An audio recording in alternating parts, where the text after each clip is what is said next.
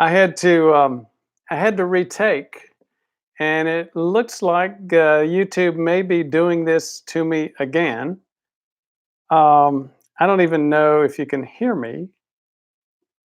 The algorithm is not picking up, folks. I'm just gonna walk through it. Um, I don't know why the algorithm's doing this. This is like the third time it's done that. I schedule a live event and I set up for it, and it's not hooking people up. I'm going to go ahead and go through this. Stop. Finish the record. Do a basic recording. Finish it, and then try to link it up again and see if the algorithm has fired up yet. So basically, what I'm doing is an unboxing for the Kraft Insulin Survey. You can get these today. You get them from home, and they send it to you in a box. What's the key difference? What's a Kraft Insulin Survey? Well, it's like an OGTT, oral glucose tolerance test, with a significant couple of differences. Three differences, in fact. The first difference is the time. Well, the first difference is the amount of sugar. There is a glucola, with a OGTT, oral glucose tolerance test, you fast for at least 8 hours. Then you get a blood sugar test.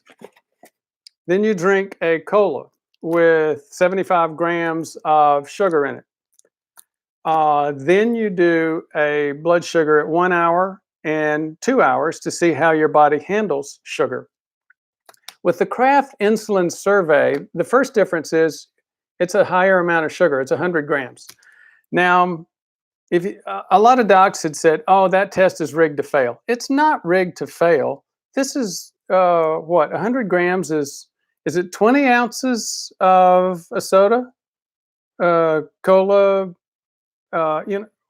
soft drink at your local fast food place. So that's difference number one. Difference number two is instead of going for a full for just 2 hours, it goes for a full 4 hours, and you'll see why when you look at the 5 insulin patterns that we have that Kraft developed doing these surveys on thousands of people. Here's the next difference. So first difference is 100 grams of sugar as opposed to 75. The second difference is 4 hours instead of 2. The third difference is this. You also get an insulin value at every test.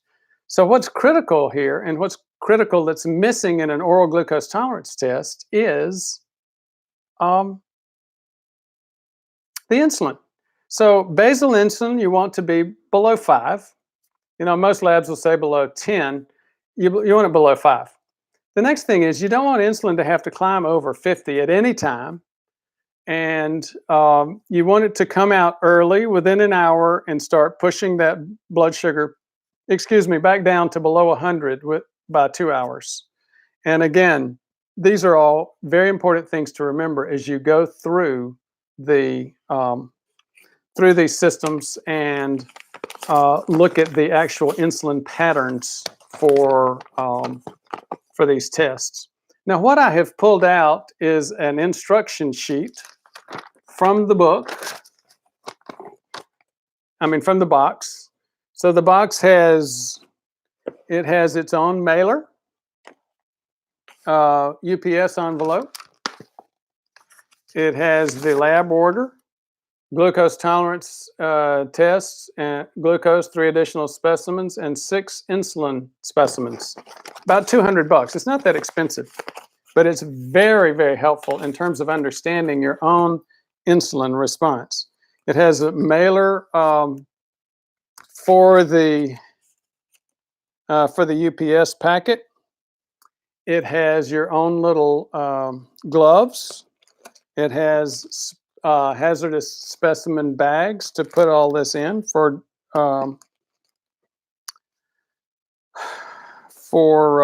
disposal, and it has little lancets. It also has several of these little packs, and the packs are labeled fasting, half hour, 1 hour. Got a reflection there. 1 hour, 2 hours, 3 hours, and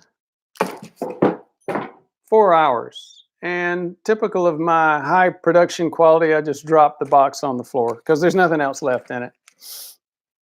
So you say, wait a minute, you just ran me quickly through all those, and what's in one of these packets? So let's go back to the fasting packet. See if we can find that. 4 hour, 2 hour, 1 hour, fasting. Okay, so fasting, you open this up, and it's got several things in it. First, it's got a cotton ball, and it's got a little web alcohol prep. So you take the web alcohol prep, you put it on your finger, then you use this, which is a little lancet. You pop yourself with that. And then as your finger bleeds, you put it on this. You put it on those areas. So then you will save this. You'll repeat that at 1/2 hour, 1 hour, 2 hours, 3 hours, and 4 hours. Then at the end of all this, you'll take these cards, these blood spot cards with the blood spots on them, and mail them back to Meridian Valley Lab. They will then do the test for both sugar in those blood spots and insulin. You'll take the lancets and put them in here and dispose of them properly. You'll take the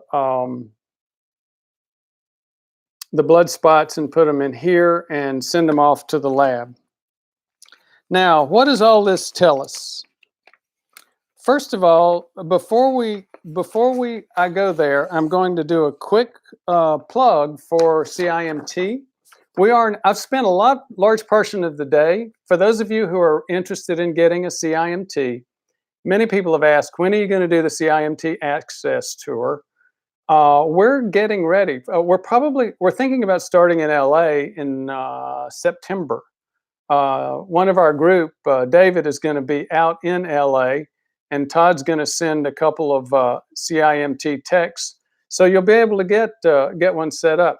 If you're anywhere else in the country, we're planning to do an active series of events. Just go to cardiorisk.us/Ford, cardiorisk.us/Ford, and that's how you can go get a CIMT. Thank you for that brief advertisement for your health. Now, I talk back to the Kraft Insulin survey.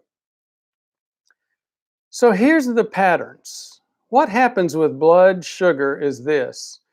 As you get more and more resistant and your body, your insulin resistance continues to progress, this is the pattern that you will see. This is a type 1 pattern. And you can look this up. I've got videos on this, and you can look it up on Kraft Insulin Survey. Just Google Kraft Insulin Survey images and or Kraft Insulin Survey patterns images. This is the first one, the pattern 1. That's normal. You peak at 1 hour and you start dropping because your insulin pumps up. It releases, and within 2 hours, you're back to normal or less. As you get more insulin resistant, it takes you 2 hours. That's a type 2 pattern. As you get more insulin resistant and your body gets longer and longer in this process, you go to a 3A and a 4. I believe this might be a 4, because with 4, it takes you forever to start getting that insulin down, 3 and 4 hours worth. And that's what you saw with John Lorscheider, who did a video on this channel. And I see it all the time with a lot of people that have had long-standing insulin resistance. And like John, like old Alabama Gardner, neither them nor their doc, They had been checking, but they did not know that they even had any insulin resistance, let alone, in many cases, full-blown diabetes. Where's pattern 5? It's down here. What does this mean? So as you can see, this is an insulin release. And as you can see, there's no release of insulin. That is the problem. So let's go back and look at these patterns in a slightly different mode.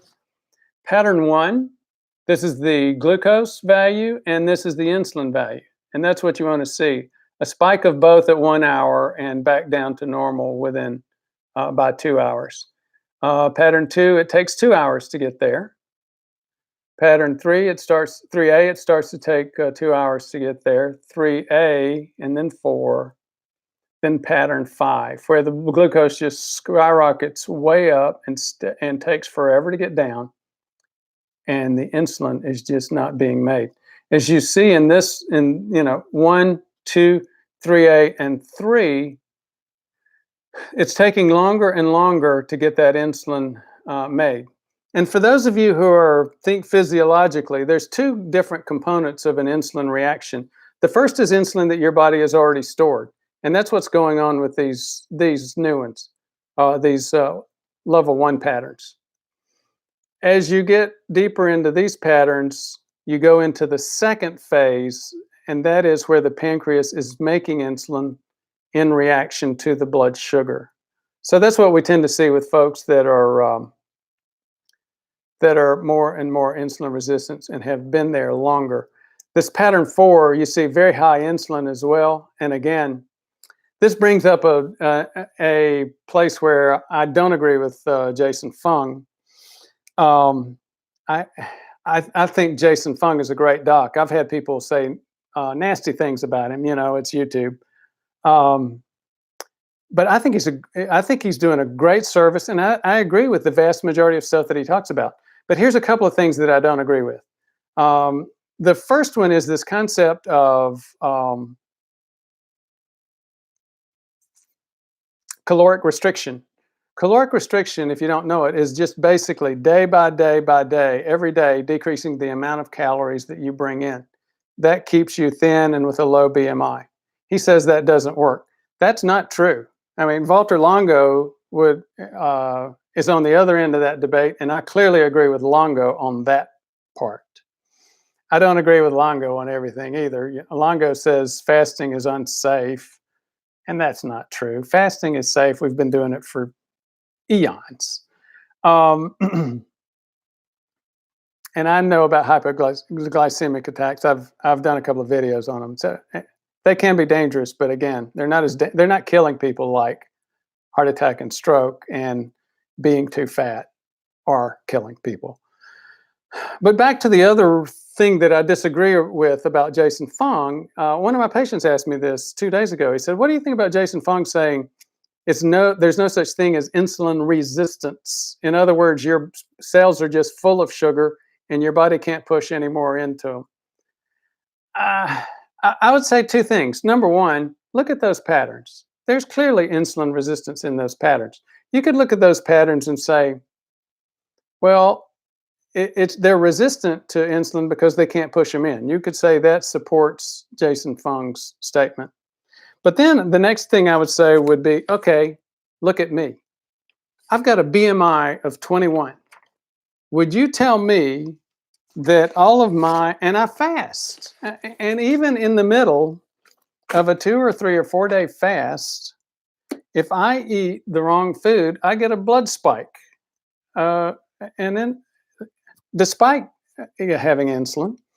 So are you telling me that thin people that have this prediabetes, insulin resistance, have it because their cells are already overstuffed with sugar? No way.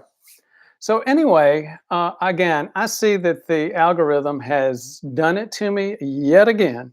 I'm going to go ahead and sign off and try it one more time. Thank you for those of you who have tried to attend. Maybe I'll be able to get in there next time.